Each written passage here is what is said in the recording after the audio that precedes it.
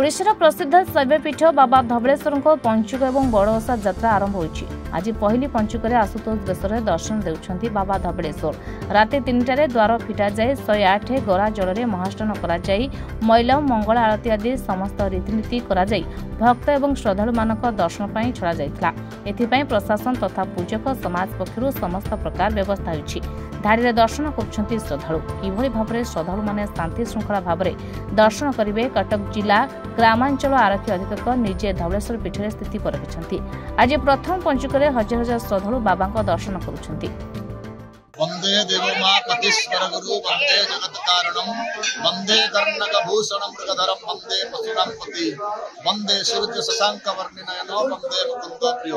जब बाबा धबलेश्वर ही पवित्र पीठ कार्तिक मासरे आज बाबा कला को धला करिकिना से पीठर विद्यमान अछंती। निश्चित भाव में पवित्र पीठरे बाबांकर बड़ोसा व्रत पालन करा जाए। आज पहली पंचुक तिथि पालन करा जाउची। पंचक अनुसार 4 दिन पंचक पड़थिले मध्य धबलेश्वर पीठरे आज पंचकर व्रत आरंभ करा जायछि। आज शेष सोमवार रे आशुतोष बेसर प्रभु दर्शन दउचंती। भोर 3टा सुधा समस्त नीतिकान समापन करा जायतिला। प्रथम पड़ चला जाय आरती मंगल आरती स्नान पर प्रभु आशुतोष बेसर प्रभु सजित होइचंती। ता सहित बालभोग पर खिचड़ी भोग लाई करा जाय घर्षण भोग लाई करा गला। तापरे प्रभु सर्वसाधारण दर्शन देथिले। अभिषेक आज करा जायछि प्रभु पाखरे 5 दिन जाक 5टा अभिषेक प्रभु पाख करा जिवो।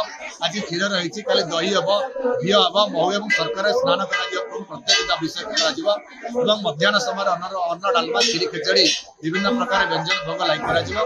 संध्या समय पुनर्बार प्रभु स्नान करा जिवो। रात्र समय प्रभु स्नान करा जाय एवं भेष करा जाय। भेष पर प्रभु दही बाटला भोग लाई करा जिवो एवं प्रभु विश्राम दिया जिवो।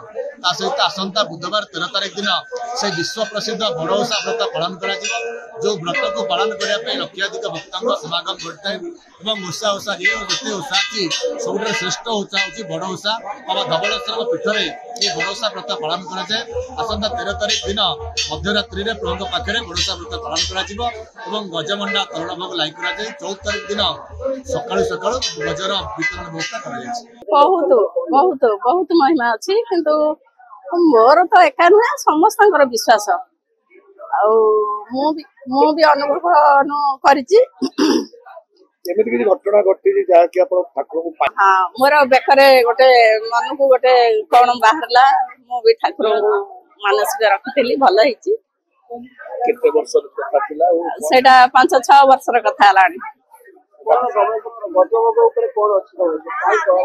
गज भोग हुए माने लोक बराद दे थांती पुणे नियंती। बाबा धबलेश्वर सब आम मानसिक पूरण करती। आम सब बड़े आसु दर्शन करूँ।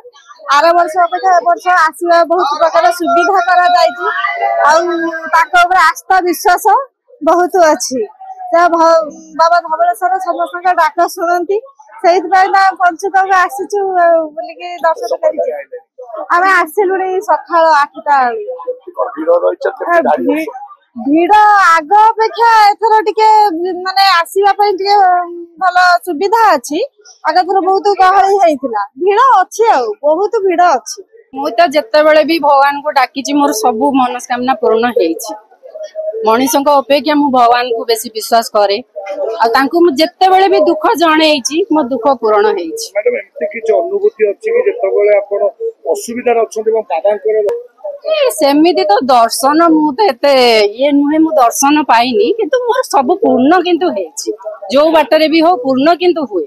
यदि कहतो आज दर्शन करे आसले केते समय गाड़ी दर्शन थिले केमति कोन दर्शन करले? नहीं बेसी समय धाड़ी रे रहिनु ठीक ठाक रे हमें दर्शन करके बाहर आउ तो आसी होबो नै। तथापि हमें गज भोग पई की देखिया चेष्टा करिबा आसीबा को। आउ हम नन्ना तो अछंती से तो दउचंती हमको भोग। आउ आमे प्रति वर्ष कार्तिक मासरे बाबा दर्शन करने धबलेश्वर पीठ को आसु। सब वर्ष अपेक्षा ए वर्ष प्रशासनिक विभिन्न प्रकार परिवर्तन आसी देखा मिलूँ। लोक केमती शांति श्रृंखला दर्शन करना जीवे बाबा को से विभिन्न प्रकार प्रशासनिक व्यवस्था परिवर्तन आसी। लोक भी श्रृंखलित भाव में जावासिया कर प्रॉब्लम ना। नना मान सहयोग भी रही नना मान भी सहयोग कर खुशी लगुच। आज पंचुकर प्रथम दिन सोमवार आज राज्यर विभिन्न अंचल लोक मैंने आसी सब ठीक ठाक अच्छी भिड़ एड़ाई के भी बहु संख्यार पुलिस मान को भी रखा ठीक भाव श्रृंखलित